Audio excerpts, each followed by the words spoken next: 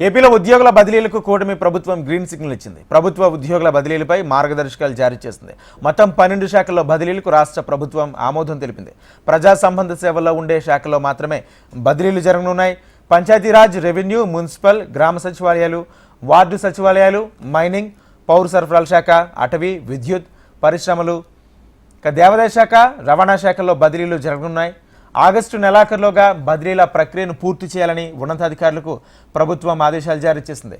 కాగా ఉపాధ్యాయులు, వైద్యారోగ్య శాఖ సిబ్బంది బదిలీలకు మరికొంత సమయం పట్టే అవకాశం ఉంది. దీనిపై త్వరలోనే నిర్ణయం తీసుకోనున్నారు.